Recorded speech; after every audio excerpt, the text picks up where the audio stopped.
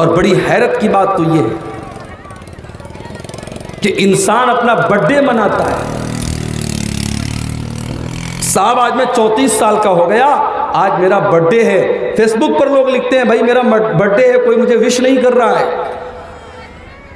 ارے نادان, جب تیرا برتھ ڈے آیا, جب تو اپنی زندگی کے 34 سال تو نے پورے کر لیے, 35 سال تو نے پورے کر لیے, تو کیک کاٹ رہا ہے, تو سیلیبریٹ کر رہا ہے, تو خوشیاں منا رہا ہے, جبکہ تجھ کو پتا نہیں کہ تو اپنی موت سے اور قریب ہو گیا ہے. تو اپنی زندگی کا تو نے ایک پڑاؤ اور پورا کر لیا ہے.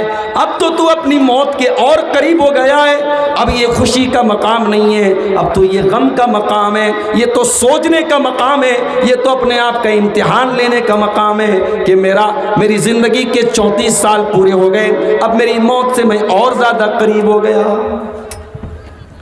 میرے نوجوان ساتھیوں, جب شیطان آپ کے دماغ میں یہ خیال ڈالے کہ ابھی گناہ کر لو بعد میں توبہ کر لینا, تو شیطان کو قرآن کی آیت پڑھ کر کے سنا دینا, وَمَا تَدْرِي نَفْسٌ بِأَيِّ أَرْضٍ تَمُوتُ.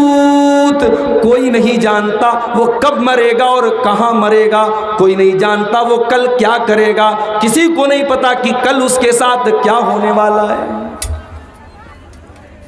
کوئی نہیں جانتا. کورونا کا دور ہم نے دیکھا, مسلمانوں کے علاقوں میں ایک ایک دن میں 15 لوگوں کے جنازے اٹھے, اور ایسا نہیں کہ صرف بوڑھوں کے جنازے اٹھے, ہم نے جوانوں کے جنازے بھی اٹھائے, ہم نے بچوں کے جنازے بھی اٹھائے, ہم نے عورتوں کے جنازے بھی اٹھائے. میرے پیارے ساتھیوں, جب زندگی اور موت کا کوئی بھروسہ نہیں ہے تو شیطان جب یہ دھوکہ آپ کو دینے کی کوشش کرے کہ آج گناہ کر لو کل توبہ کر لینا, تو شیطان سے سوال کرو کہ کل کی کیا گارنٹی ہے, کل میری زندگی میں آئے گا کہ نہیں آئے گا, اس بات کی کیا گارنٹی ہے. آئیے قرآن سے ایک واقعہ آپ کو سناتا ہوں. حضرت یوسف علیہ السلام کا نام تو آپ نے سنا ہی ہوگا. یوسف علیہ السلام کے 11 بھائی تھے. ایک بھائی ان کی سگی ماں سے تھے اور 10 بھائی ان کی سوتیلی ماں سے تھے, یعنی 2 بھائی ایک ماں سے تھے اور 10 بھائی ایک ماں سے تھے. حضرت یوسف علیہ السلام اور ان کے بھائی بنیامین سے ان کے باپ بہت زیادہ پیار کرتے تھے. باقی 10 بھائیوں کو ایسا لگا ہمارا باپ ہم سے تھوڑا کم پیار کرتا ہے اور ان دونوں سے زیادہ پیار کرتا ہے. بھائیوں نے میٹنگ بلائی اور میٹنگ میں انہوں نے یہ بات رکھی کہ ہمارا باپ تو ہم 10 لوگوں کے مقابلے میں یوسف علیہ السلام سے اور ان کے بھائی سے زیادہ پیار کرتا ہے. ان ابانا لفی ضلال مبین, ہمارا باپ تو سٹیا گیا ہے, ہمارا باپ تو بہک گیا ہے, ہمارا باپ تو پاگل ہو گیا ہے. جب شیطان انسان کے دماغ کو خراب کر دیتا ہے تب انسان اپنے باپ کے بارے میں بھی ایسی بات بول دیتا. ان ابانا لفی ضلال مبین, بے شک ہمارا باپ گمراہ ہو گیا ہے, بھٹک گیا ہے, بھاگ گیا ہے. یہ بات کون کہہ رہا ہے؟ یہ حضرت یوسف کے 10 بھائی کہہ رہے اپنے باپ کے بارے میں. اس کے بعد وہ سب کہتے ہیں اقتلوا یوسف او اطرحوه ارضا یخل لکم وجہ ابیکم. ایک کام کرو, چلو ایک کام کرو, ہم یوسف کا مرڈر کر دیتے ہیں, یوسف کی ہتیا کر دیتے ہیں, یوسف کو ختم کر دیتے ہیں, یا یوسف کو کہیں ایسی جگہ چھوڑ کے چلے آتے ہیں جہاں سے وہ واپس نہ آ سکے. جب یوسف رہیں گے نہیں, جب بانس ہی نہیں رہے گا تو بانسری کیسے بجے گی؟ جب یوسف نہیں رہے گا تو ہمارے باپ صرف ہم سے پیار کریں گے. وَتَكُونُوا مِن بَعْدِهِ قَوْمًا صَالِحِينَ, اور بعد میں ہم توبہ کر لیں گے, بعد میں ہم نیک بن جائیں گے. تو شیطان کبھی کبھی یہ خیال بھی دل میں ڈالتا ہے کہ ابھی تم گناہ کا کام کر لو, بعد میں توبہ کر لینا, بعد میں نیک بن جانا. وہ بعد نہ کبھی آیا ہے نہ آئے گا میرے بھائیوں. اس لیے ہمیں اور آپ کو گناہ سے بچنا چاہیے. اب ایک سوال, واٹ از گناہ؟ گناہ کیا ہے؟ گناہ کی پریبھاشا کیا ہے؟ گناہ کس کو کہتے ہیں؟ آؤ اللہ کے رسول سے سوال کرتے ہیں، اللہ کے نبی سے پوچھتے ہیں گناہ کس کو کہتے ہیں۔ اللہ کے نبی کے پاس ایک صحابی آئے، اے اللہ کے نبی، نیکی کس چیز کا نام ہے اور گناہ کس چیز کا نام ہے؟ دیکھو صحابہ کا سوال بھی کتنا پیارا ہوتا تھا۔ ابھی آج میرے موبائل پر ایک صاحب کا کال آیا کہ حضرت آدم علیہ السلام دنیا میں جب آئے تو سب سے پہلے کون سا پھل کھایا؟ میں نے کہا بھائی صاحب آپ کو بڑی فرصت ہے کیا؟ آپ کو یہ جان کر کے کیا مل جائے گا کہ حضرت آدم نے سب سے پہلے کون سا پھل کھایا؟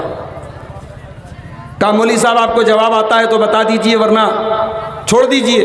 میں نے کہا مجھے نہیں آتا۔ بولے مجھے آتا ہے، حضرت آدم نے سب سے پہلے انگور کھایا تھا۔ اس طریقے کے فالتو سوالات آج لوگ اپنے علماء سے کرتے ہیں۔ صحابہ کرام جب اللہ کے رسول سے سوال کرتے تھے، صحابہ کرام کے سوال کے اندر بھی ایک درد ہوتا تھا، ایک تڑپ ہوتی تھی، اپنی نجات کی فکر ہوتی تھی، اپنی آخرت کی فکر ہوتی تھی۔ سوال کیا ہے اللہ کے نبی، نیکی کس کو کہتے ہیں، گناہ کس کو کہتے ہیں؟ اللہ کے نبی نے فرمایا البر حسن الخلق، نیکی اپنے اخلاق کو اچھا بنانے کا نام ہے۔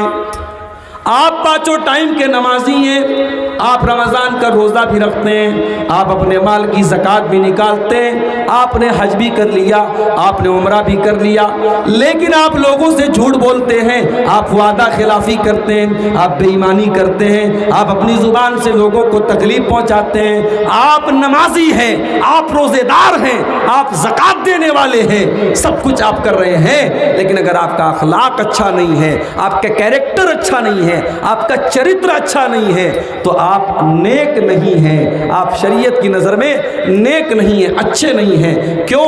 اللہ کے نبی نے فرمایا نیکی کیا ہے؟ اپنے اخلاق کو بہتر بنانے کا نام۔ اس کے بعد آپ نے فرمایا وَالْإِثْمُ مَا حَاكَ فِي صَدْرِكَ وَكَرِهْتَ أَن يَطَّلِعَ عَلَيْهِ النَّاسِ۔ اور اے میرے صحابی، تم نے پوچھا کہ گناہ کس کو کہتے ہیں، تو سن لو، گناہ کہتے ہیں اس کام کو جس کام کو کرنے کے ٹائم انسان کے دل میں بے چینی پیدا ہو۔ میرے پیارے ساتھیوں، بڑے غور سے سنیے گا، گناہ کی پریبھاشا اللہ کے نبی کر رہے ہیں، گناہ کا مطلب بتا رہے ہیں۔ گناہ اس کام کو کہتے ہیں جس کام کو کرنے کے ٹائم انسان کو بے چینی اور دل کے اندر ایک کھٹک محسوس ہو۔ وَكَرِهْتَ أَن يَطَّلِعَ عَلَيْهِ النَّاسِ، اور گناہ کا کام وہ کام ہے کہ انسان اس کو چھپا کر کے کرتا ہے، لوگوں کو پتہ نہ چل جائے، لوگوں سے چھپا کر کے کرتا ہے۔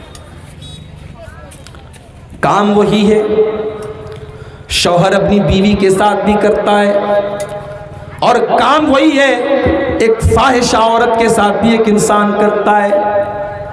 شوہر اپنی بیوی کے ساتھ وہ کام کر رہا ہے، دنیا کی نظر میں کوئی عیب نہیں ہے، کوئی گناہ نہیں ہے، انسان سکون اور اطمینان کے ساتھ اپنی جائز خواہشات کو پورا کر رہا ہے، اور اسی کام کو ناجائز طریقے سے پورا کرنے والا ڈر ڈر کے کرتا ہے، اس ڈر کے ساتھ کرتا ہے کہیں میرا ویڈیو لیک نہ ہو جائے، کہیں میرے بارے میں پتہ نہ چل جائے، کہیں میرے ہوٹل کے کمرے کے بارے میں کسی کو معلوم نہ ہو جائے۔